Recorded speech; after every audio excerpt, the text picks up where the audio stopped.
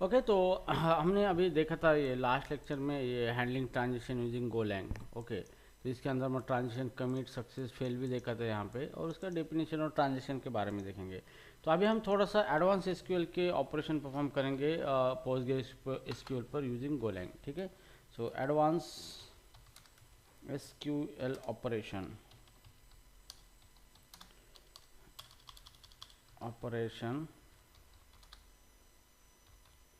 इन अ PostgreSQL using Golang.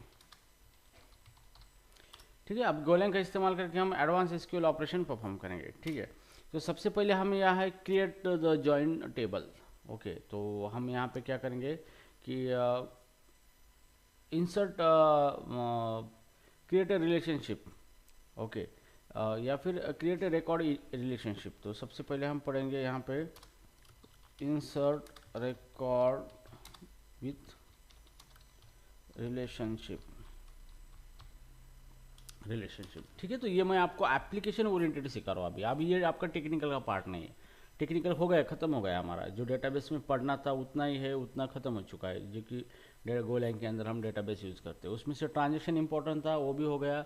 हमारे insert update delete सारे operation हो गए, प्रीपेड स्टेटमेंट हो गया, क्यूरी एग्जीक्यूशन, एरर ट्रैकिंग, सब कुछ हो गया। तो आपका ये खत्म हो चुका है एसक्यूएल का जो पार्ट था विद गोलैंग। उसके आगे हम ORM टूल के बारे में देखेंगे। ठीक है, ORM के बारे में।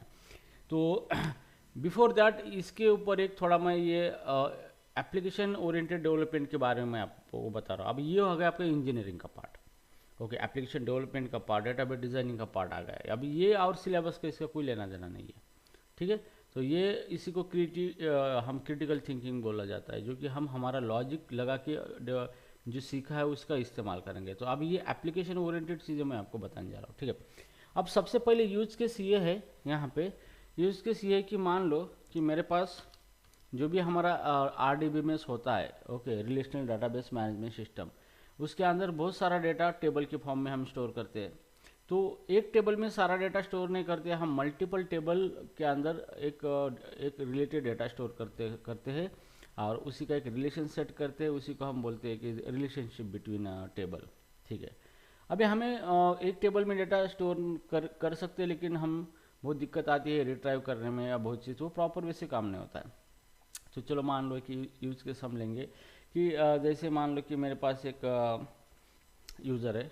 ओके, जैसे यहाँ पे यहाँ पे अब जैसे मेरे पास एक यूज़र मतलब एक एम्प्लॉय है। ओके, और एम्प्लॉय के मल्टीपल बैंक अकाउंट हो सकते हैं। Yes, is it possible? तो एक एम्प्लॉय है, उसके कितने बैंक अकाउंट हो सकते हैं यहाँ पे हमें। तो यहाँ पे यूज केस ये है कि इंसर्ट एम्प्लॉय डिटेल्स। आपको एम्प्लॉय की डिटेल्स सेव करना है कंप्यूटर सिस्टम के अंदर। ठीक है, तो यहाँ पे टेबल जो बने होते हैं, ये टेबल है। आपको टेबल जो इसको हम बोलते हैं, दो टाइप की एंटिटी होती है। ओके, तो कौन सी कितने टाइप की एंटिटी होती है? टू ओके, कौन सी?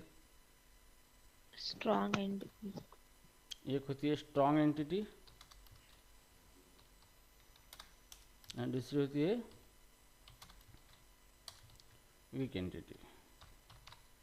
ठीक है, तो एक होती है स्ट्रॉन्ग एंटिटी और एक होती है वीक एंटिटी। ठीक है, अब स्ट्रॉन्ग एंटिटी का मतलब ये होता है, ओके, कि उसके अंदर प्राइमरी की होती है। ओके, और उसका यूज़ करके हम रिलेशन सेट कर सकते हैं। अब वीक एंटिटी जो होती है, उसके अंदर क्या होता है कि कोई यूनिक आइडेंटिफिकेशन नहीं होता है उसका। ओके, मतलब उसके ऊपर कोई हम ऑपरेशन परफॉर्म नहीं करते, मतलब उसको रेफर करके कुछ चीज़ें नहीं होती है, उसकी यूनिक आइडेंटिटी होती ही नहीं है। तो इस टाइप की जो वीक एंटिटी होती है, जैसे एग्जांपल कोई बता सकता है वीक एंटिटी का?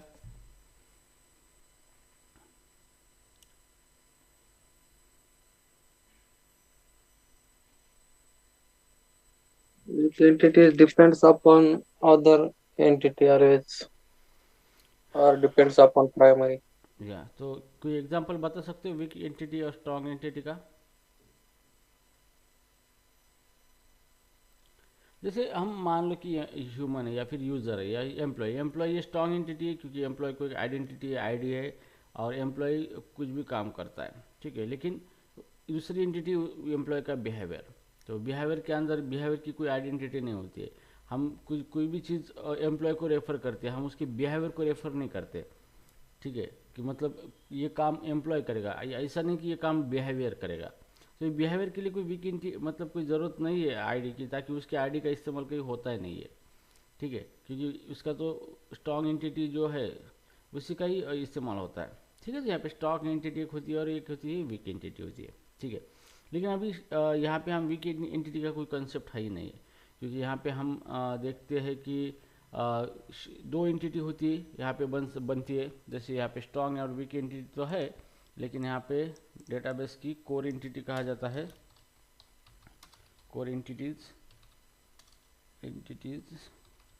जिसको हम बेसिक एंटिटी भी बोल सकते हैं, और ये होता है रिलेशनशिप। पढ़ाया था मैंने आप सबको, ठीक है। अब कोर एंटिटी का मतलब होता है कि इस मेन टेबल होते हैं या मेन एंटिटी होती है जिसके अंदर प्राइमरी की होती है, ओके। प्राइमरी की होती है इसके अंदर, और इसके अंदर कोई किसी दूसरे एड्रेस नहीं होता, मतलब जिस फॉरेन की नहीं होती है, ओके। तो ऐसी एंटिटी इसके अंदर सिर्फ प्राइमरी की होती है, प्राइमरी की, ओनली प्राइमरी की, नॉट एनी फॉरेन की,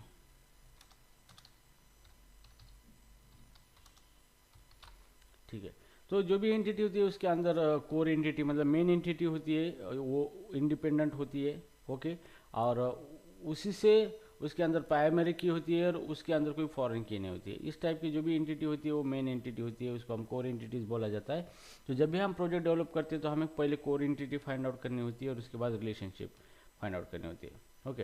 तो हियर अब जो रिलेशनशिप होता है, रिलेशनशिप के अंदर प्राइमरी की भी होती है, प्राइमरी की एंड फॉरेन की होती है। तो जिस टेबल के अंदर फॉरेन की आ गई इसका मतलब वो रिलेशन है, क्योंकि वो क्या करता है किसी दूसरे टेबल का रेफरेंस स्टोर करके रखता है अपने अंदर, ओके। तो रिलेशनशिप का मतलब क्या होता है कि any table which consist of the foreign key that is called as a relationship, okay. और रिलेशनशिप की भी एक आईडी हो सकती है यूनिक, तो प्राइमरी की भी हो सकती है, लेकिन कोर एंटिटी में सिर्फ प्राइमरी की होती है, नॉट अ फॉरेन की होती है, ठीक है। अब इसके अंदर कोर एंटिटी अगर हम बात करें तो कोर एंटिटी के बारे में, सो कोर एंटिटी या फिर इसको मेन एंटिटी भी बोला जाता है, जिससे शुरुआत होती है। जैसे हमारा एम्प्लॉय है, ये एम्प्लॉय मेन एंटिटी है, मतलब ये एक्शन परफॉर्म करेगा। एक्शन कौन परफॉर्म करेगा, वो होती है मेन कोर एंटिटी, वो एंटिटी एक्शन परफॉर्म कर रही है, ओके।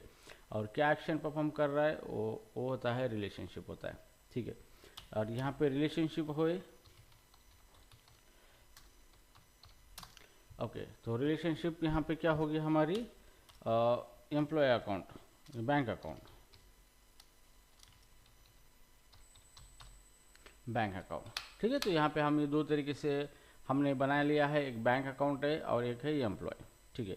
अब यहाँ पे ये मेन एम्प्लॉय है, एम्प्लॉय के अंदर क्या होगा, प्राइमरी की होगी इसकी, क्योंकि प्राइमरी की से हम एम्प्लॉय को पहचान सकते हैं, और बैंक अकाउंट भी यूनिक पहचान सकते हैं प्राइमरी की के साथ की, एंड रिलेशनशिप जो है वो हम फाइंड आउट कर सकते हैं यूजिंग फॉरेन की, ठीक है। तो यहाँ पे ये हमारा डेटाबेस डिज़ाइन हो चुका है। अभी हम एम्प्लॉय और इसके थोड़े एट्रीब्यूट देखेंगे, ठीक है। तो यहाँ पे इसके एट्रीब्यूट क्या क्या हो सकती है फाइंड आउट करना है आपको। एट्रीब्यूट, एट्रीब्यूट नंबर 1 आईडी, उसके बाद number 2 bank name, bank name, number 3 account number, AC number,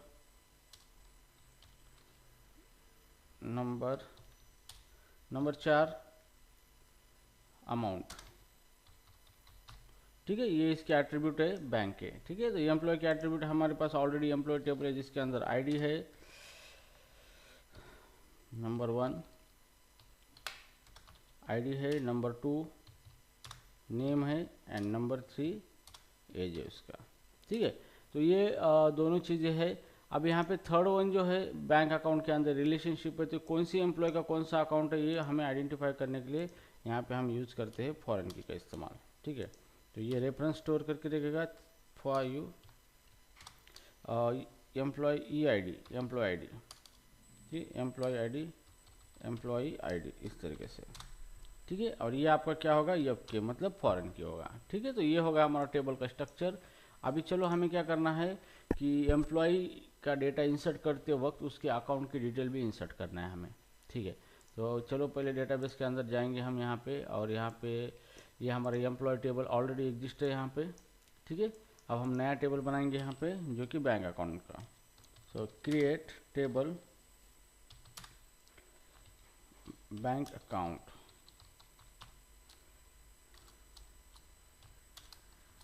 ठीक है। अब इसके अंदर हमें देना है सबसे पहले आईडी देना है जो कि सीरियल होगा, और इसका प्राइमरी की होगा, प्राइमरी की, ठीक है। उसके बाद हम यहाँ पे बैंक अकाउंट के क्या क्या डिटेल थे हमने निकाले थे, नेम है बैंक नेम, यहाँ पे बैंक नेम ये होगा टेक्स्ट। उसके बाद हम देंगे अकाउंट नंबर, ओके।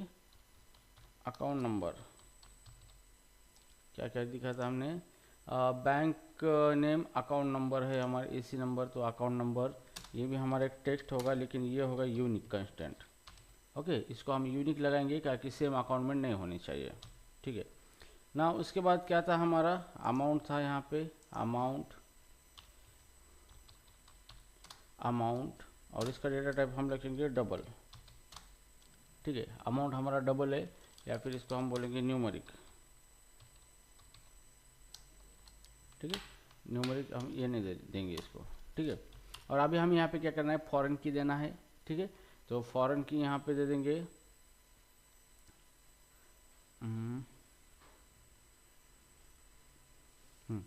अब हम देखिए यहाँ पे एम्प्लॉय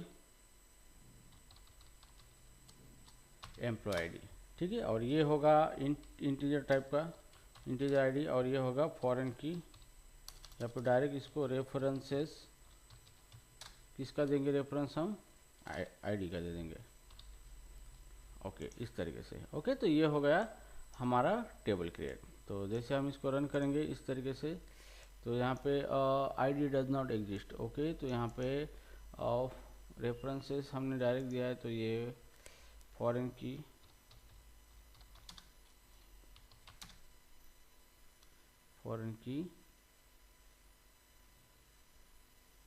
और रेफरेंसेस आईडी,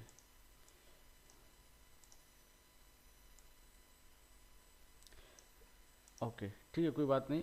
यहाँ पे हम क्या करेंगे, इसको निकाल देंगे, और यहाँ पे हम फाइनली लगा देंगे। और फॉरेन की जो है हमारा इस तरीके से फॉरेन की है employ ID,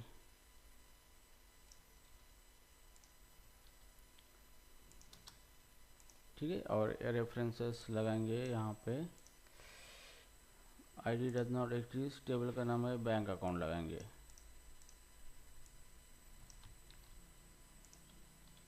bank account ID.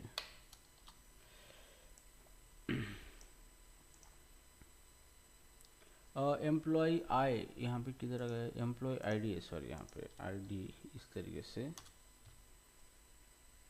Employee ID, okay. तो यहाँ पे टेबल क्रिएट सक्सेसफुली, ठीक है। यहाँ पे हमने टेबल बनाया है, जैसे बैंक अकाउंट ये टेबल है हमारा, ठीक है। इसके अंदर ये डिटेल ले लिया हमने, और यहाँ पे फॉरेन की लगाया है एम्प्लॉय आईडी को, रेफरेंस दिया है बैंक अकाउंट टेबल की आईडी का, ठीक है। तो अभी देखेंगे ये टेबल यहाँ पे बना है, इसको रिफ्रेश करेंगे यहाँ पे, ये देखो bank account table.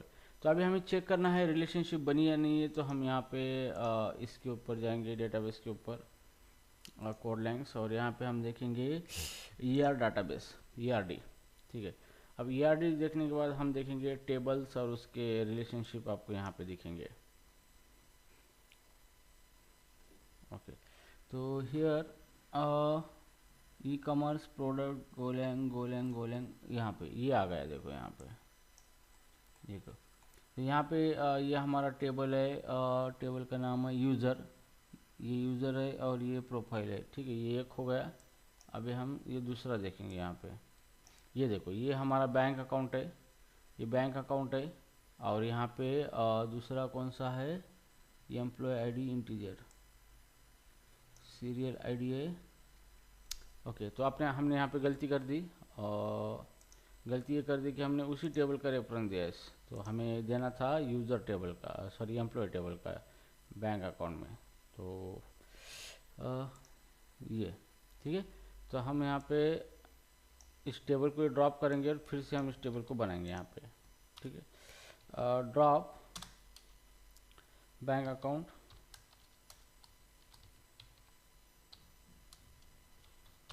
Bank account, और मैं इसको ड्रॉप कर दूंगा टेबल को यहाँ पे। ये पूरा टेबल ड्रॉप टेबल है यहाँ पे, query drop table bank account, इसको ड्रॉप करेंगे हम। ये ड्रॉप हो चुका है टेबल, अभी यहाँ पे हमें दिखेगा नहीं, यहाँ पे बैंक अकाउंट टेबल दिख रहा है यहाँ पे। ये बैंक अकाउंट रिफ्रेश करेंगे इसको तो ये गया। ठीक है, तो यहाँ पे हमें क्या करना है, ये हमने प्राइमरी की आईडी लिया है, ये फॉरेन की एम्प्लॉय आईडी, तो यहाँ पे टेबल का नाम एम्प्लॉय होना चाहिए। क्या होना चाहिए? एम्प्लॉय होना चाहिए, एम्प्लॉय। ओके, तो ठीक है, अभी एम्प्लॉय का हमने रेफरेंस क्रिएट किया यहाँ पे, और इसको हम रन करेंगे। तो यहाँ पे देखो ये अभी क्यूरी सक्सेसफुल हो गई रन, और हियर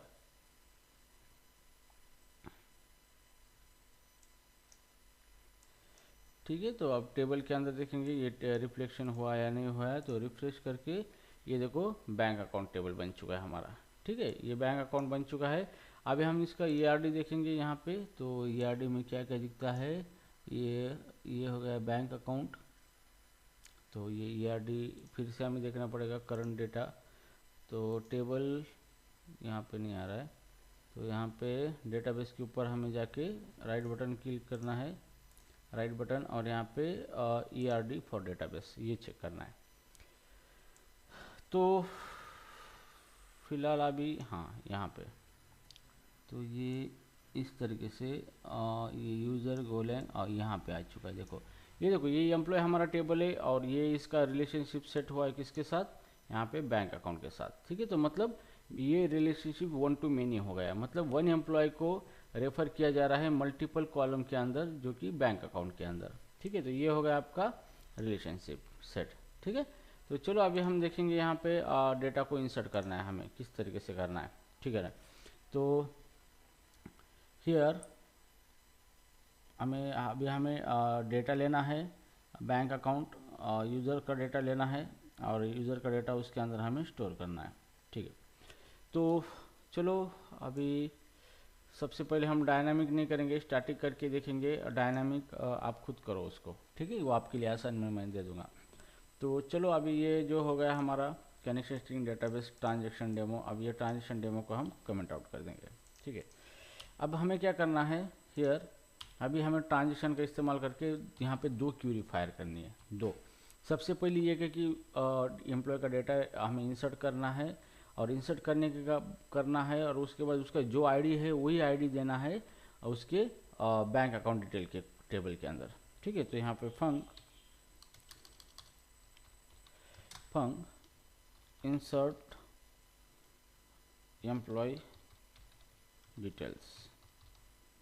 ठीक है, तो यहाँ पे हमें DB देना है, और DB का टाइप है SQL DB टाइप। ठीक है, बस इतना ही करना है। ठीक है, हम यहाँ पे स्टैटिक काम करने वाले हैं। अब यहाँ पे सबसे पहले हमें ट्रांजेक्शन बिगिन करना है, तो TX transaction TXN comma error, और यहाँ पे हम दे देंगे DB डॉट बिगिन मेथड। ठीक है, तो ये हमारा ट्रांजेक्शन टॉप स्टार्ट हो गया, और यहाँ पे हमें देना है TXN डॉट कमिट। इतना हो गया, इसके बीच में जो भी ट्रांजेक्शन होगा कमिट होगा, अभी बाकी कोड इसके बीच में करना है हमें। ठीक है, और यहाँ पे FMT dot println of employee details save successfully. ठीक है, तो इस तरीके से क्या होगा, ये employee detail save successfully message आया लास्ट में। ठीक है, चलो अब इसके अंदर सबसे पहले हमें एरर ट्रैक करना है इस तरीके से, if error not equal to nil, अगर एरर नील नहीं है। ठीक है, तो ट्रांजेक्शन मैकेनिज्म फेल हो गया, तो फेटल लॉग डॉट फेटल, और हमने एरर प्रिंट किया। ठीक है, और मैसेज देंगे TXN dot println sorry not extension, fmt dot println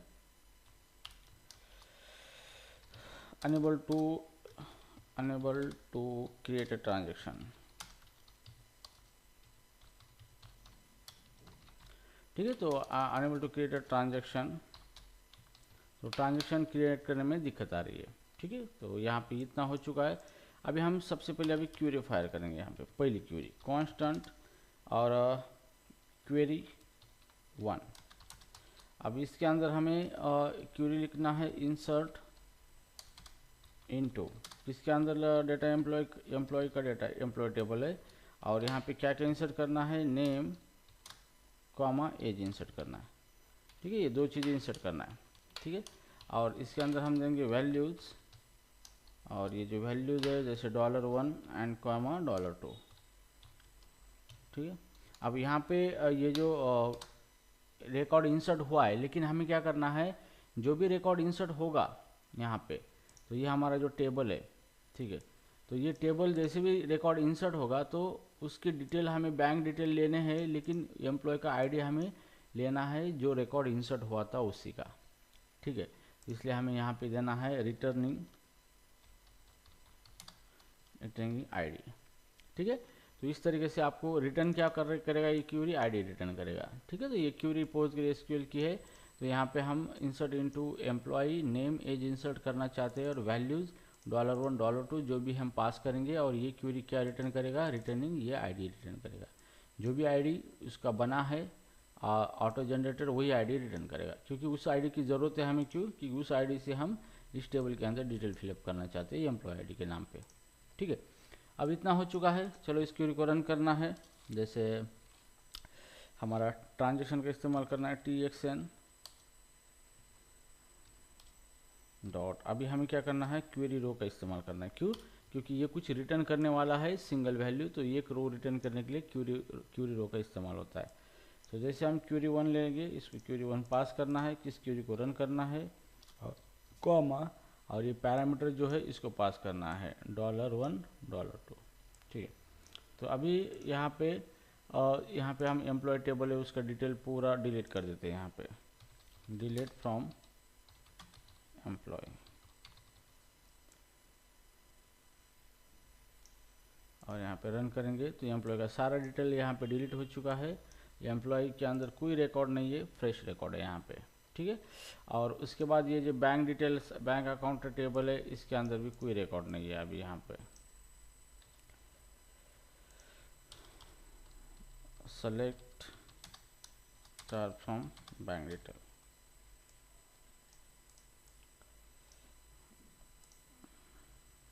okay, यहाँ पे इस तरीके से।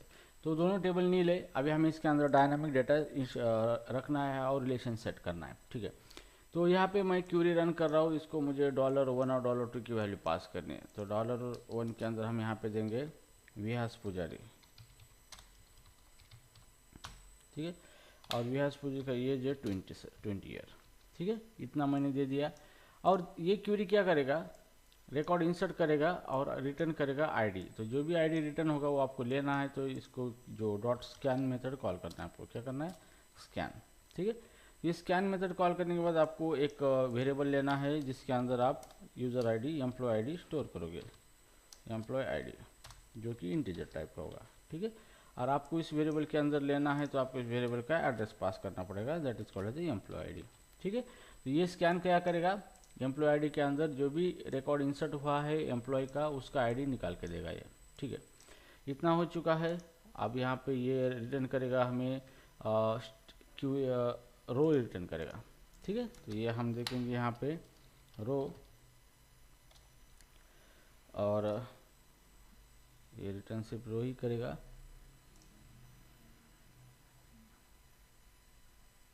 सॉरी, ये यहाँ पे रो नहीं है, ये स्कैन रिटर्न करेगा। स्कैन हमें रिटर्न करेगा, ये एरर आ चुका है यहाँ पे, इसको पहले हटाना पड़ेगा।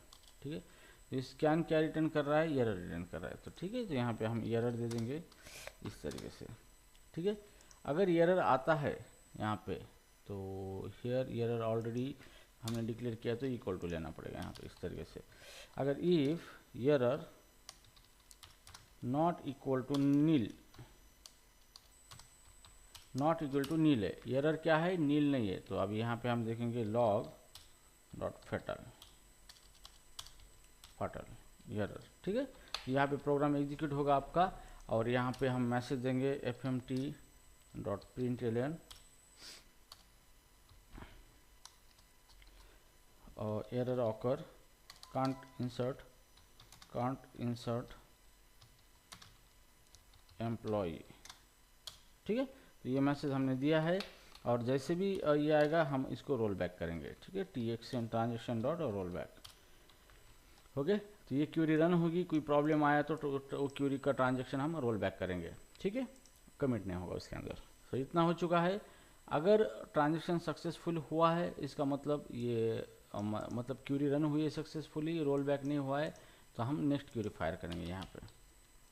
तो हियर कांस्टेंट क्वेरी सेकंड, ठीक है। और यहाँ पे हम देखेंगे इंसर्ट, ओके। अभी हमें क्यूरी लेना है इंसर्ट इनटू, ओके। अब यहाँ पे हम प्रीपेयर स्टेटमेंट का इस्तेमाल करेंगे, ठीक है। तो प्रीपेयर स्टेटमेंट यहाँ पे हम ट्रांजेक्शन के अंदर, ओके, ठीक है, हम नॉर्मली इस्तेमाल करेंगे, बाद में हम प्रीपेयर स्टेटमेंट का इस्तेमाल करेंगे, ठीक है। तो हियर जो हमने ट्रांजेक्शन लिया था, ट्रांजेक्शन मेथड ये यूज़ की है, ट्रांजेक्शन, ओके, क्वेरी की है, या फिर ट्रांजेक्शन का इस्तेमाल हम प्रीपेड भी कर सकते हैं, नो वरी है, और ठीक है, प्रीपेड का इस्तेमाल करेंगे क्योंकि हम एक बार कंपाइल करके मल्टीपल टाइम उसके अंदर रिकॉर्ड इंसर्ट करना चाहते हैं हम, ठीक है। तो हियर अभी इंसर्ट इनटू, हमारा टेबल का नाम क्या है, बैंक अकाउंट, क्या नाम है टेबल का, ये बैंक अकाउंट। अब इसके अंदर हमें डिटेल इंसर्ट करना है, ठीक है। तो बैंक अकाउंट के अंदर डिटेल इंसर्ट करना है इस तरीके से। और क्या क्या इंसर्ट करना है हमें बैंक अकाउंट के अंदर, हमने यहाँ पे दिया था बैंक नेम, पहला है बैंक नेम, यहाँ पे बैंक नेम इंसर्ट करना है, कॉमा, दूसरा है बैंक, ये अकाउंट नंबर है, अकाउंट नंबर इंसर्ट करना है, कॉमा, तीसरा अमाउंट, और चौथा है एम्प्लॉय आईडी, ठीक है। ये चार चीज़ें हमें क्या करनी है, इंसर्ट करनी है। तो चलो इसको मल्टी लाइन में ले लेंगे बैक टिक का इस्तेमाल करके, इस तरीके से, ठीक है। तो यहाँ पे इंसर्ट इनटू बैक अकाउंट ये लिया है हमने, और यहाँ पे जो वैल्यूज़ है इस तरीके से, ये वैल्यूज़ को भी क्या करेंगे हम, ये बैंक अकाउंट हो चुका है हमारा, ठीक है। तो जैसे कि मैं यहाँ पे बैंक अकाउंट की डिटेल्स इस तरीके से लिखूँगा, एम्प्लॉय, अकाउंट नंबर, अमाउंट और एम्प्लॉय आईडी, ठीक है।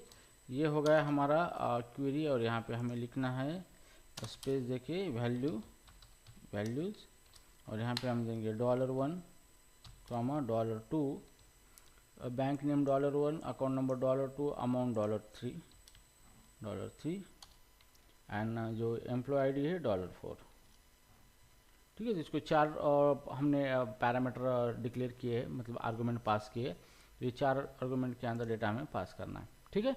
ये क्वेरी हमारा हो चुका है। अभी हमें क्या करना है, इस क्वेरी को प्रीपेड स्टेटमेंट बनाना है, ठीक है। तो यहाँ पे हम यूज़ करने के txn ट्रांजेक्शन डॉट प्रीपेड नाम है, ठीक है। तो यहाँ पे प्रीपेड का स्टेटमेंट को हमें कंपाइल करना है, तो क्वेरी पास करना है और हमें डेटा देना है, ठीक है। तो बैंक नेम है सब HDFC बैंक, पहला $1, $2 है, अकाउंट नंबर है AC कुलन 1 2 3 4 5 6 7 8 9 10 11 12 13, ठीक है, 13 नंबर। उसके बाद है ये क्या हुआ, इसको ये क्या कहते हैं, okay, too many argument in equal to txn prepare have string want string comparison, हाँ,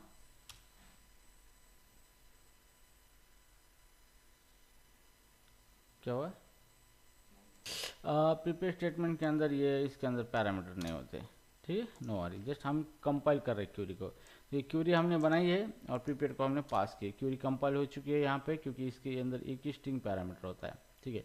अब ये रिटर्न करेगा स्टेटमेंट ऑब्जेक्ट और ईयर रिटर्न करेगा। ठीक है, तो यहाँ पे हम इसको stm स्टेटमेंट कॉमा ईयर इस तरीके से इसको इस्तेमाल करेंगे। ठीक है, अब यहाँ पे हम देखेंगे if error not equal to, अगर नील है तो इसका मतलब ये है कि लॉग डॉट फाटल कॉल करके हम इसको टर्मिनेट करेंगे यहाँ पे। ठीक है, यहाँ पे नाउ अगर स्टेटमेंट ऑब्जेक्ट बन चुका है तो अभी हमें क्या करना है, इसको एग्जीक्यूट करना है। ओके, इस क्वेरी को तो हम यहाँ पे यूज करेंगे stm डॉट एग्जीक्यूट। ठीक है, तो stm डॉट एग्जीक्यूट हमें करना है और stm डॉट एग्जीक्यूट के अंदर हमें ये क्या करना है, ये पैरामीटर पास करना है $1 $2 $3। ठीक है, तो $1 के लिए हम यहाँ पे HDFC बैंक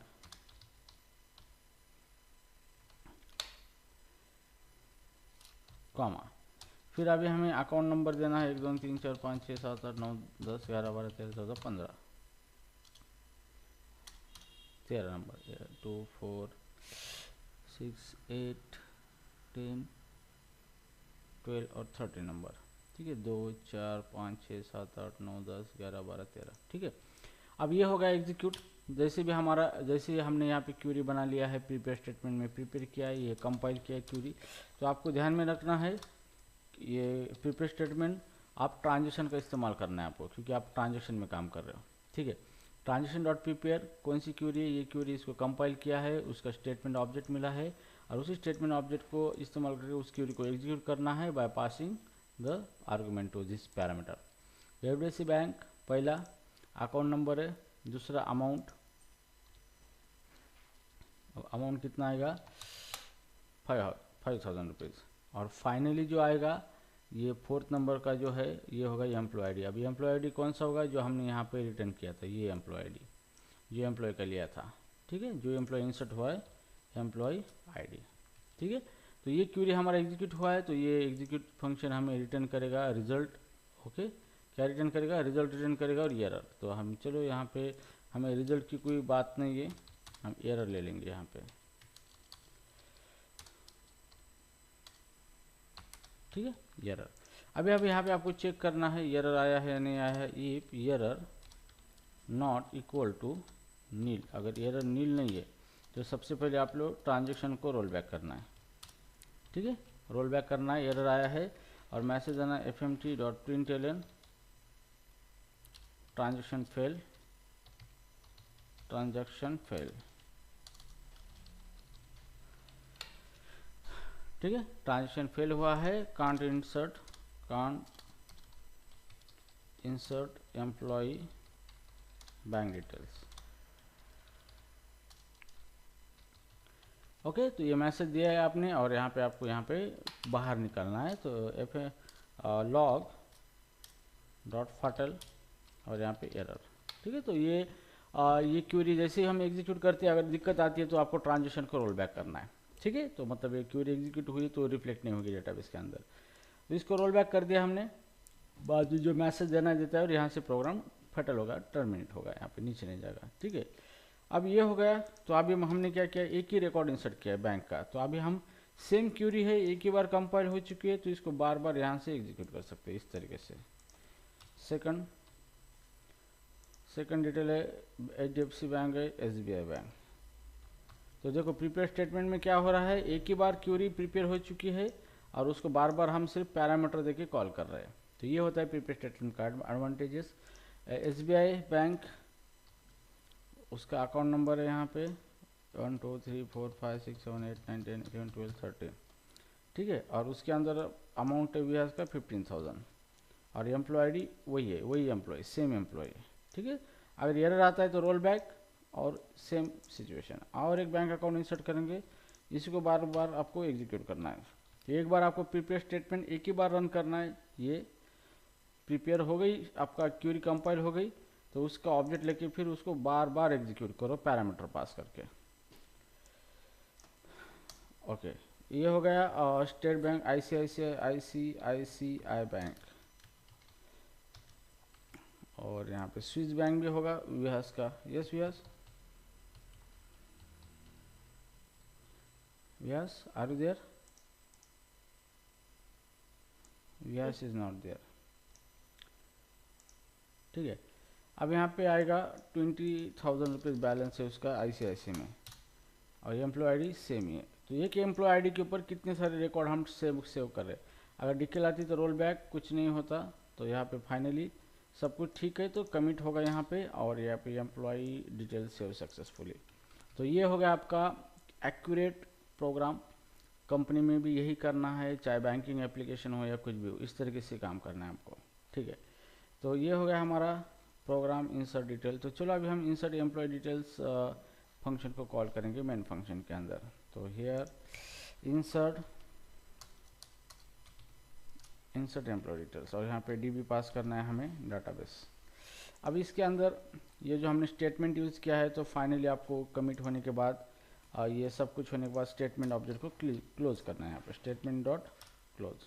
ठीक है, और यहाँ पे ट्रांजेक्शन डॉट क्लोज, ट्रांजेक्शन को भी हम नहीं, इसका कोई क्लोज मेथड है ही नहीं, ट्रांजेक्शन का कमिट होता है। ठीक है, तो इस तरीके से आप स्टेटमेंट को बाद में क्या करना है, क्लोज करना है आपको। ठीक है, तो रिसोर्स लीक ना होने के लिए। तो ये हो गया हमारा best of the best program. अब चलो इसको रन करके देखते हैं। इसको हमने कॉल भी किया है मेन फंक्शन के अंदर। अब यहाँ पे लिखेंगे गो रन मेन डॉट गो। जैसे हम इसको एंटर करेंगे तो यहाँ पे देखेंगे, देखो एम्प्लॉय डिटेल सेव सक्सेसफुली। आप देखेंगे डेटाबेस में क्या मैटर हुआ है।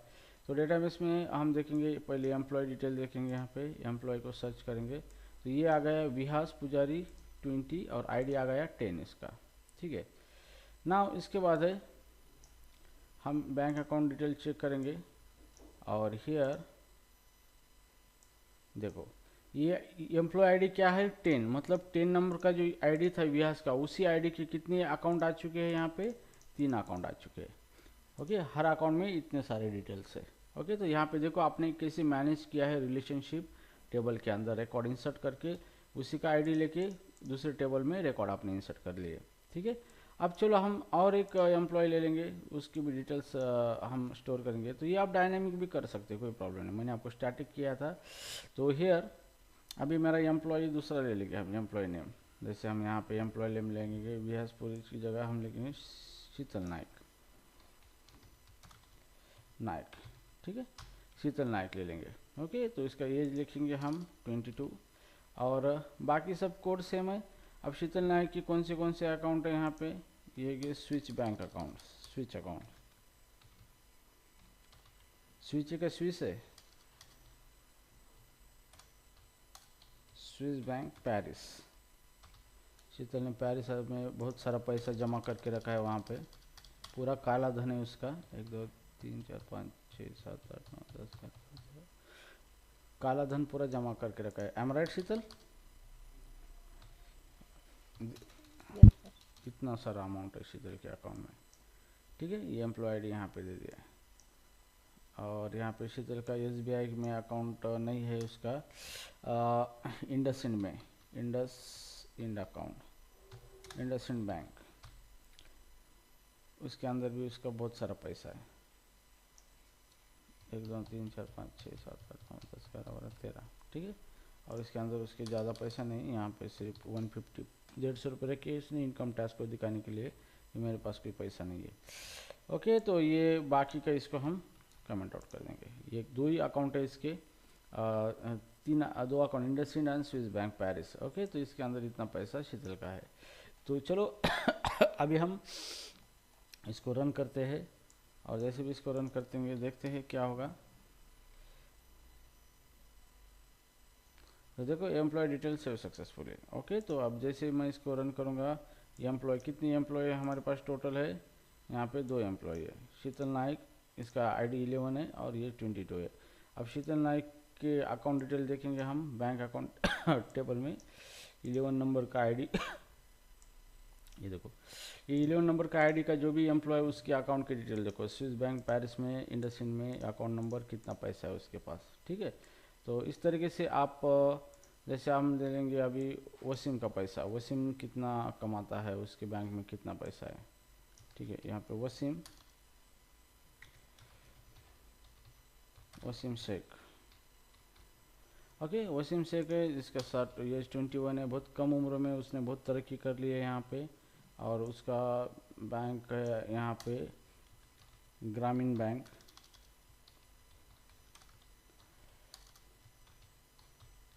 ग्रामीण बैंक में पैसा है वसीम का, ठीक है। तो इसमें से कुछ नंबर हटा देते 1 2 3, और इसमें से नंबर हटा देते 1 2 3, ठीक है। तो वसीम का ग्रामीण बैंक में 1.5 लाख रुपए है जमा, ओके। उसके बाद वसीम का अकाउंट इंडसइंड बैंक नहीं है अभी। ये जो बैंक है ICICI, और कौन से बैंक है, SBI है, HDFC है, ICICI है, इंडसइंड बैंक, यस। सिर्फ एक ही अकाउंट है सर, वो भी IDBI बैंक में। इसका एक ही अकाउंट है, वो भी IDBI वो बैंक में। रियल अकाउंट मत बताओ यहाँ पे, फेक अकाउंट बताओ, दुनिया देखेगी तो पैसा पूरा निकालेंगे आपके अकाउंट से, ठीक है। तो यहाँ पे एक्सिस बैंक है। अगर एक्सिस बैंक का कोई चेक करेगा तो बोलेगा भाई बंदा बहुत पैसे वाला है, इसकी रिस्पेक्ट करो, ओके। तो एक्सिस बैंक में भी आपका बहुत सारा पैसा है, 50,000 रुपये। ये बहुत सारा हो गया हमारे लिए चाय पानी के लिए, ठीक है। और वसीम के यहाँ पे 3 अकाउंट है, तो इस अकाउंट को भी हम बना लेंगे यहाँ पे। ICICI में भी उसका पैसा है बहुत सारा, लेकिन उसके लिए कोई वारिस नहीं है।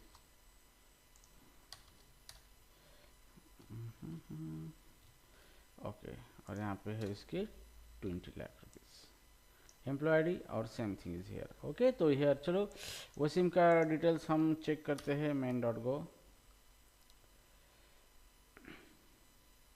तो employee detail save successfully, okay, आ गया यहाँ पे। तो चलो अभी इसको रन करते हैं वो एम्प्लॉय को। तो जैसे मैं इसको सेलेक्ट कर देता हूँ इस तरीके से, तो ये आ गया आपका एम्प्लॉय डिटेल्स। तो वसीम 12 शीतल नायक, इतनी एम्प्लॉय अवेलेबल है अभी हमारे पास। और उनके बैंक का डिटेल अगर देखेंगे तो बैंक टेबल के अंदर ये सारे डिटेल्स है। वसीम का ID 12 है, तो 12 ID पे वसीम के रिकॉर्ड है यहाँ पे। ग्रामीण बैंक है, एक्सिस बैंक है, ICICI बैंक है, ठीक है। तो इतना डेटा हमारा अभी इंसर्ट हो चुका है, ठीक है। तो गाइज इंसर्ट के लिए इस तरीके की चीज़ें आपको इस्तेमाल करनी है, ट्रांजेक्शन का इस्तेमाल करना है, ओके। क्योंकि आपको मल्टीपल क्यूरी फायर करनी है as a single atomic operation, तो आप ट्रांजेक्शन का इस्तेमाल करना पड़ेगा आपको, ओके। चलो अभी ये तो हो गया। अभी हमें क्या करना है कि जॉइन क्यूरी परफॉर्म करनी है कि एम्प्लॉय ID है, उस ID के ऊपर क्या नाम है और उसके कितने अकाउंट्स है, ये डिटेल हमें क्या करना है, प्रिंट करना है यहाँ पे, ठीक है। तो इस तरीके से अभी हम फायर करेंगे Curie here.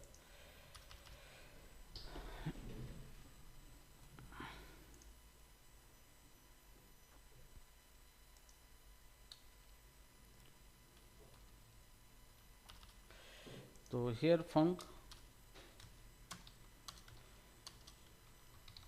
Display account details, ठीक है। तो यहाँ पे DB, और यहाँ पे देना है DB SQL package type DB, ठीक है।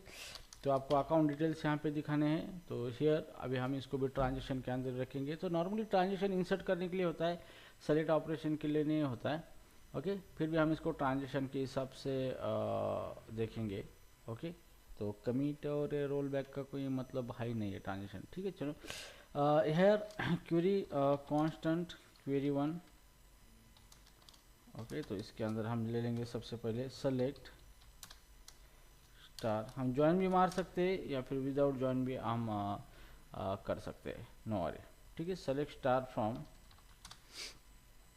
Here, select star from employ. तो यहाँ पे जो भी एम्प्लॉय है हमारा, उसके डिटेल हम यहाँ पे प्रिंट करेंगे। जो भी ID है, वेयर ID, एम्प्लॉय का ID क्या है, इज इक्वल टू यहाँ पे $1, ठीक है। तो ये यहाँ पे क्वेरी हमने फायर किया, बनाया है। अब इसको रन करना है हमें। तो रन कैसे करेंगे इसको, so here DB dot execute, नहीं, यहाँ पे एक सिंगल एम्प्लॉय है, एम्प्लॉय टेबल की के अंदर से क्वेरी रो, क्योंकि सिंगल रिकॉर्ड ही आ जाएगा यहाँ पे। और यहाँ पे क्वेरी पास किए, कॉमा पैरामीटर पास करना है डॉलर के लिए। तो यहाँ पे हम इसको ID पास करेंगे, जैसे ID इंटीजर टाइप का, ठीक है। तो यहाँ पे ID इसको पास करेंगे हम, ओके। और ये रिटर्न करेगा क्यूरी यहाँ पे रिजल्ट रो एंड एसक्यूएल। तो यहाँ पे स्कैन करेंगे, हम स्कैन फंक्शन का इस्तेमाल करेंगे जो भी रिकॉर्ड आया है। ओके, तो यह हमें एम्प्लॉय की डिटेल लेना है, तो वेयर हम एम्प्लॉय की डिटेल देखेंगे, जैसे आईडी और एज, ये इंटीजर टाइप का होगा। और वेयर यहाँ पे आईडी ऑलरेडी है तो ईआईडी करेंगे, और नेम ये स्ट्रिंग टाइप का होगा। ठीक है, इतना हो गया। तो यहाँ पे पास करेंगे ampersand EID comma ampersand name comma ampersand age. Okay, तो ये स्कैन जो है डीबी क्वेरी, यहाँ पे क्या है, multiple value DB query one value upper type SQL row error in a single row. Okay, तो यहाँ पे क्वेरी है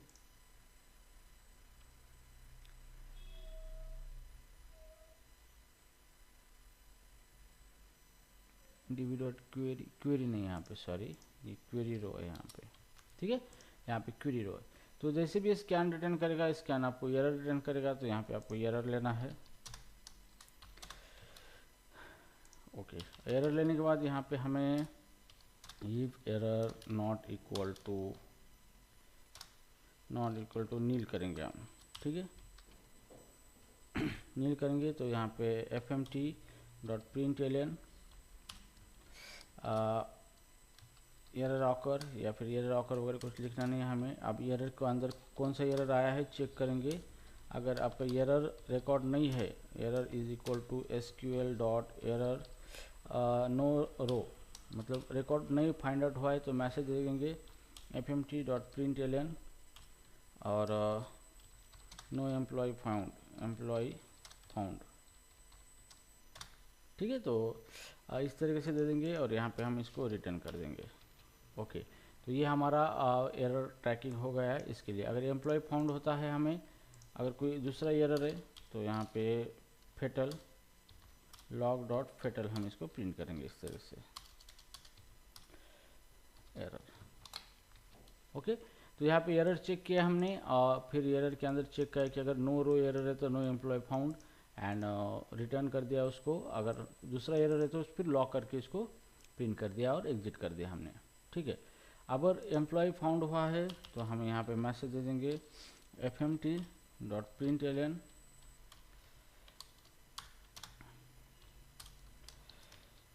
एम्प्लॉई फाउंड। ठीक है, और यहाँ पे इसकी डिटेल लिखेंगे fmt.println और यहाँ पे उसका आईडी प्रिंट करना है, मतलब ईआईडी, नेम प्रिंट करना है उसका, और इसका एज प्रिंट करना है। ठीक है, ये एम्प्लॉय की डिटेल है। तो उसके अंदर हम थोड़ा सा डेकोरेट करेंगे println, और यहाँ पे इस तरीके से न्यू लाइन के ऊपर यहाँ पे bank detail as follows, bank details as follows. ठीक है, इस तरीके से ना। अभी यहाँ पे हमें बैंक डिटेल करना है, तो हम इसके लिए ज्वाइन क्वेरी भी इस्तेमाल कर सकते हैं या फिर नॉन ज्वाइन भी कर सकते हैं, कोई प्रॉब्लम नहीं है। ठीक है, तो मैं अभी नॉन ज्वाइन में करके दिखाता हूँ। ज्वाइन में भी करेंगे तो कोई प्रॉब्लम नहीं, क्योंकि ज्वाइन में करेंगे तो फिर बहुत नहीं सारे रिकॉर्ड आपको मिल जाएंगे, आ जाएंगे। ठीक है, तो यहाँ पे नॉन ज्वाइन का इस्तेमाल करके करेंगे। ये हो गया पहली क्वेरी का काम। अभी हमें देखना है दूसरी क्वेरी। ठीक है, तो सेम दूसरी क्वेरी मल्टीपल रिकॉर्ड है, तो हमें क्वेरी का इस्तेमाल करना पड़ेगा कांस्टेंट क्वेरी टू, और हमें यहाँ पे देखना है select star from bank account, select star from bank account where employee ID equal to $1। ठीक है, तो जो भी आईडी आपका उसी आईडी के ऊपर के वो डिटेल्स आ जाएंगे पूरे। तो select star from bank account where employee ID equal to $1। ठीक है, तो यहाँ पे जो भी है टेबल है हमारा ये बैंक अकाउंट का, इसके अंदर जो आईडी जो मैच होगा उसी आईडी के सारे रिकॉर्ड्स आपको आ जाएंगे यहाँ पे। ठीक है, तो हियर इतना हो चुका है हमारा। ठीक है, अब इस क्वेरी को रन करना है हमें। तो रन करने के लिए डॉट, अभी मोर देन वन रिकॉर्ड आने की पॉसिबिलिटी है तो यहाँ पे क्वेरी ये आप यूज करने वाले, क्वेरी सेकंड। ठीक है, आप यहाँ पे क्वेरी सेकंड यूज करने वाले हैं। यहाँ पे हमने हमें क्वेरी दे दिया, यहाँ पे ये है क्वेरी, और यहाँ पे आर्गुमेंट देना है पहले, यहाँ पे $id, यहाँ पे आईडी देना है। ठीक है, तो ये आईडी जो है यहाँ पे, ये आईडी रेफर करेगा ये $1। ठीक है, तो हियर आईडी दे दिया हमने यूज़र का, उसी आईडी के ऊपर सारे रिकॉर्ड आ जाएंगे। अभी चलो इसको क्वेरी को रन करना है, तो यहाँ पे ये रिटर्न करेगा हमें रोज़। क्या रिटर्न करेगा? रोज़ एंड एरर। तो हम यहाँ पे लेंगे रोज़ कॉमा एरर। ठीक है, अब यहाँ पे हम चेक करेंगे if error not equal to nil है, तो मतलब एरर आ चुका है। और यहाँ पे हम लिखेंगे log dot fatal, log dot fatal error. ठीक है, और मैसेज देंगे fmt.println। तो ये तो रन नहीं होगा फेटल के बाद, तो इसको हम क्लोज करेंगे, इस तरह से ऊपर लिखेंगे इसके println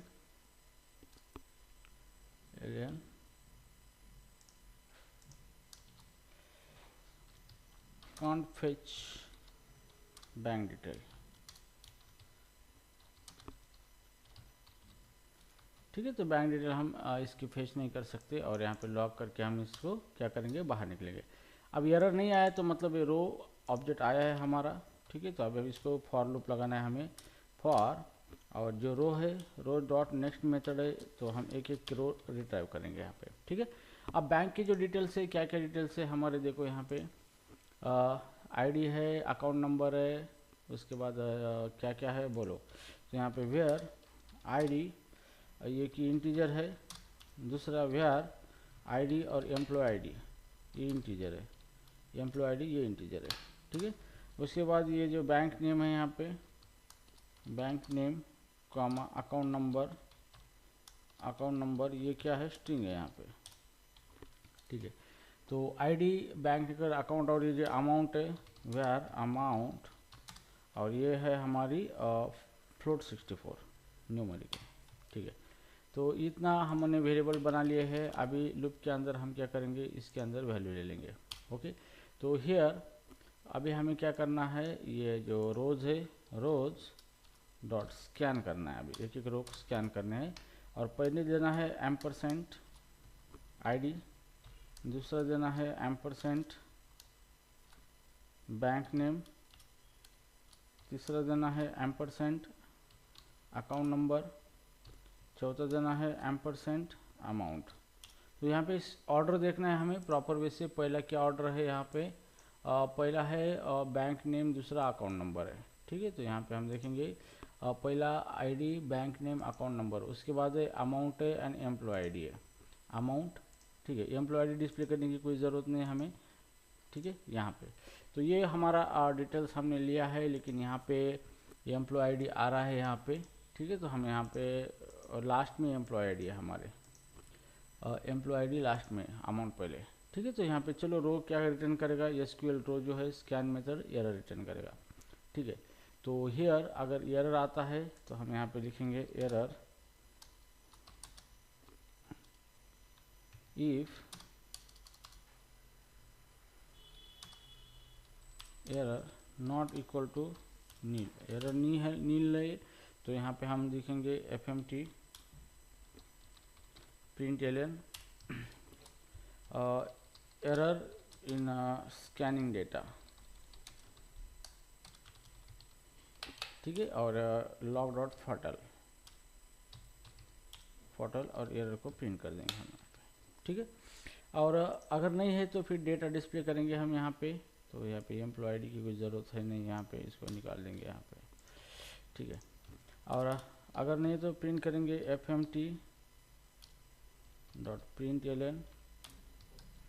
fmt.println, और इसके साथ हम करेंगे डेटा प्रिंट करेंगे, जैसे आईडी, उसके बाद एम्प्लॉय का employee name, sorry ID, bank name, employee का अकाउंट नंबर, और यहाँ पे अमाउंट। ठीक है, इतना करने के बाद अभी हम यहाँ पे इसको थोड़ा fmt.println करके एक कॉलम बनेंगे इस तरीके से।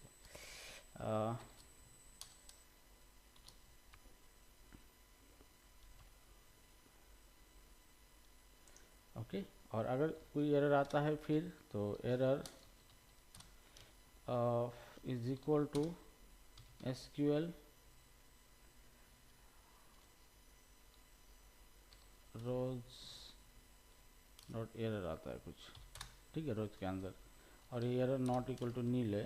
तो यहाँ पे और कुछ प्रॉब्लम है तो लॉग फटल एरर।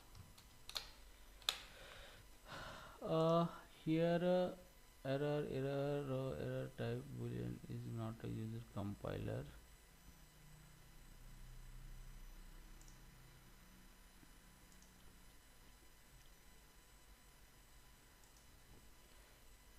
if नहीं, यहाँ पे if error is equal to not equal to, यहाँ पे equal to है, हाँ, error equal to rows error है और यहाँ पे error not equal to नील।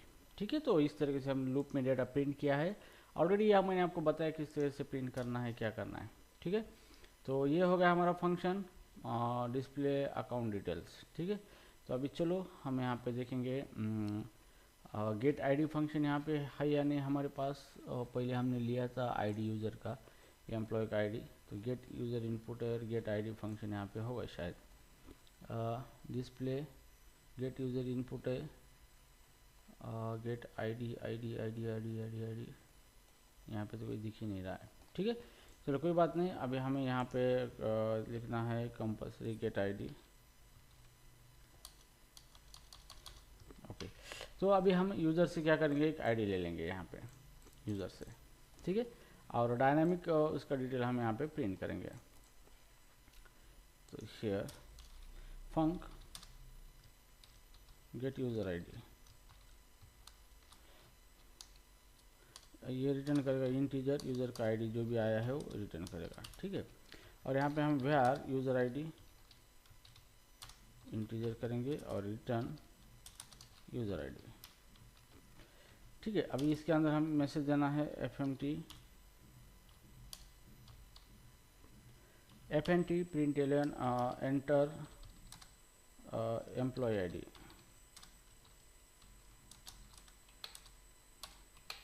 और fmt.scan एम्परसेंड यूज़र आईडी के अंदर यूज़र आईडी लेंगे। ठीक है, तो यूज़र आईडी की जगह हम यहाँ पे एम्प्लॉय आईडी। ठीक है, और एम्प्लॉय आईडी आ चुका है, तो यहाँ पे यूज़र आईडी की जगह हम देंगे employee ID, employee ID. Okay, तो यहाँ पे एम्प्लॉय आईडी। ठीक है, तो इस तरीके से क्या होगा, ये एम्प्लॉय आईडी हमने ले लिया है। ठीक है, अभी चलो हमें सबसे पहले एम्प्लॉय आईडी लेना है, तो हम यहाँ पे जो हमने फंक्शन बनाया था, ये कौन सा फंक्शन था हमारा, नाम था इसका डिस्प्ले अकाउंट डिटेल्स। ठीक है, तो डिस्प्ले अकाउंट डिटेल्स जो फंक्शन है, तो इसके अंदर हम इस तरीके से उसको कॉल करेंगे। तो सबसे पहले डिस्प्ले अकाउंट डिटेल्स और इसके पास हमें DB ID करना है, DB। ओके, तो ये इंसर्ट को कमेंट आउट कर देंगे, तो DB पास करना है, और दूसरा हमें गेट एम्प्लॉय आईडी इसको कॉल करना है। तो एम्प्लॉय आईडी रिटर्न करेगा एम्प्लॉय आईडी, पास होगा डिस्प्ले अकाउंट डिटेल को, और ये जो फंक्शन है ये हमारा रन होगा इस तरीके से। ठीक है, तो here okay done, everything is okay right now. Then हमें अभी देखना है क्या होता है रन करने के बाद। ठीक है, तो चलो अभी इसको रन करके देखते हैं। डेटाबेस में अगर चलो मान लो मुझे डिटेल देखना है, अभी मुझे आईडी 11 आईडी के ऊपर कौन है और उसकी डिटेल देखनी है कि अकाउंट की डिटेल क्या है। ठीक है, तो मैं इसको रन करूँगा, go main go run main dot go, और एंटर कर दूँगा इसको। तो हियर एम्प्लॉय आईडी कितना है, 11 आईडी है, और एंटर करेंगे तो देखो 11 आईडी पे शीतल नायक है। ठीक है, ये एम्प्लॉय फाउंड, और यहाँ पे एक एरर आ गया है, employ ID does not exist status code 1 bank detail में आ चुका है यहाँ पे। ठीक है, तो अभी हम देखेंगे employ ID does not exist कहा गया है, तो ये क्या है। तो हियर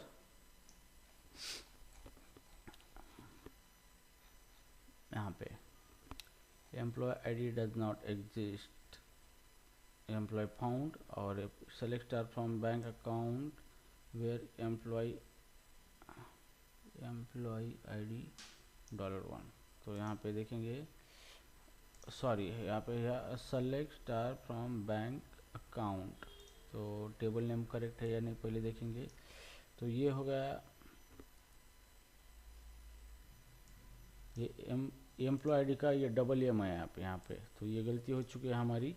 तो चलो अभी $M के हिसाब से इसको देना पड़ेगा अभी ये, ठीक है, ये एम्प्लॉय आईडी, इसलिए एरर दिया था क्योंकि हमारी गड़बड़ हो चुकी है। तो हम अल्टर टेबल का इस्तेमाल करके टेबल को रीनेम कर सकते हैं, कोई प्रॉब्लम नहीं। तो ठीक है, चलो यहाँ पे शीतल नायक का रिकॉर्ड आया था हमारे पास, तो चलो CLS, और इसको मैं रन करूँगा मेन। तो हियर ID 11 था मेरा, रन करूँगा। यहाँ पे फिर से एरर आ चुका है, यहाँ पे error in scanning data, expect 5 destination argument scan not 4। Okay, तो यहाँ पे हमने रिटर्न, यहाँ पे 5 बैंक अकाउंट की डिटेल 5 है, तो रिटर्न 5 हो रहे, लेकिन हमने स्कैन सिर्फ 4 ही किए यहाँ पे। तो डिस्प्ले अकाउंट के जगह पे यहाँ पे जो जैसे हम ये जो एज और यहाँ पे एम्प्लॉय आईडी था, एम्प्लॉय आईडी, ठीक है। तो ये एम्प्लॉय आईडी यहाँ पे हमने कितने स्कैन किए हैं, 4 ही किए यहाँ पे। तो यहाँ पे एम्प्लॉय आईडी 5 देना है, क्योंकि हम रिटर्न 5 रो कर रहे हैं, 5 कॉलम रिटर्न कर रहे हैं, तो पूरे के पूरे स्कैन करना ज़रूरी है, ठीक है। तो चलो ये एक हो गया हमारा जो डेवलपर की तरफ से मिस्टेक होती है, तो CLS कर देंगे इसको और रन कर देंगे। ओके, तो आईडी देखेंगे, हमारा आईडी 11 आईडी का रिकॉर्ड है यहाँ पे expect 3 destination argument in scan. Okay, तो this is fine and right now अभी हम एग्जीक्यूट करेंगे इस क्वेरी को। ओके, 11 आईडी यहाँ पे, तो देखो यहाँ पे सारे डिटेल आ चुके हैं। एम्प्लॉय शीतल नायक है और उसके बैंक अकाउंट डिटेल है, देखो यहाँ पे स्विस बैंक में अकाउंट है उसका, पेरिस में, और इंडसइंड बैंक अकाउंट में भी उसके पैसे है, ठीक है। तो यहाँ पे मैंने 2 बार अकाउंट नंबर ही प्रिंट किए यहाँ पे, तो हमें अमाउंट प्रिंट करनी थी, तो हमने अमाउंट प्रिंट करना भूल गए, ठीक है। तो हियर इस यहाँ पर हमने अमाउंट प्रिंट करना भूल गए, ये अकाउंट नंबर प्रिंट किया हमने 2 बार यहाँ पे, अमाउंट इस तरीके से, ठीक है। तो इस तरीके से हम इसको प्रिंट किया है। तो हमें अगर चाहिए तो हम इस तरीके से इसको फॉर्मेटिंग भी कर सकते हैं, यहाँ पे लेबल लगा सकते हैं इस तरीके से। तो यहाँ पे हम देखेंगे ID bank name,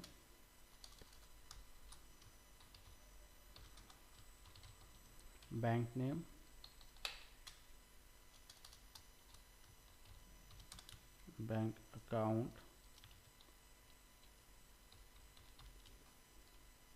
and amount, ठीक है। तो ये हो गया हमारा परफेक्ट प्रोग्राम।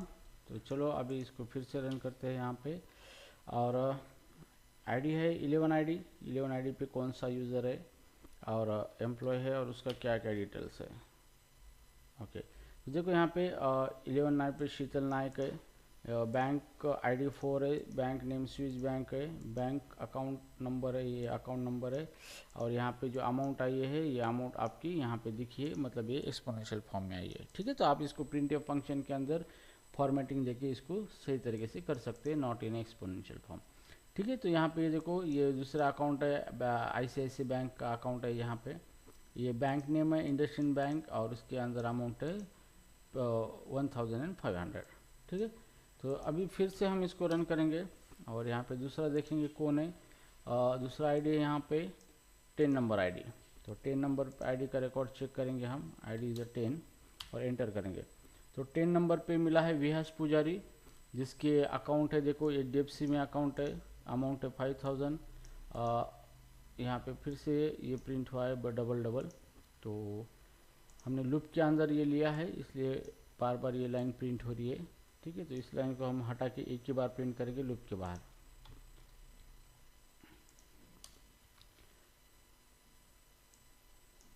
ओके, ठीक है। तो CLS करके रन करेंगे और देखेंगे यहाँ पे 10 नंबर पे कौन सा एम्प्लॉय है, उसके अकाउंट डिटेल ले लेंगे यहाँ पे। ओके, यहाँ पे देखो विहास पुजारी मिला है, बैंक अकाउंट अमाउंट 3 अकाउंट है उसके, HDFC में, SBI बैंक में है और ICICI में उसकी अमाउंट यहाँ पे आ चुकी है, ठीक है। और उसके बाद हम 13 नंबर का कोई है, 12 नंबर का, तो यहाँ पे 12 नंबर का देखेंगे। 12 नंबर पे है वसीम शेख, वसीम के ये 3 अकाउंट है यहाँ पे, एक्सिस, ICICI, ग्रामीण बैंक के अकाउंट, ठीक है। तो CLS करके हम इसको अभी रन करेंगे और हम कोई गलत नंबर देंगे अकाउंट, मतलब जो कि एग्जिस्ट नहीं है, तो यहाँ पे देंगे 86 और यहाँ पे एम्प्लॉय नॉट फाउंड। ओके, तो गाइज इस तरीके से आपको प्रोग्राम करने पड़ते हैं, लाइव एप्लीकेशन इस तरीके से होती है। यहाँ पे आप ज्वाइन क्यूरी भी इस्तेमाल कर सकते हो, मैंने सेपरेट क्यूरी का इस्तेमाल करके डेटा लिया है, आप एक साथ ज्वाइन क्यूरी का इस्तेमाल करके भी डेटा ले सकते हो, कोई प्रॉब्लम नहीं है, ठीक है। तो अंडरस्टूड गाइज, किस तरीके से ये चीज़ें हो रही है और आपको किस तरीके से कोडिंग करनी होती है।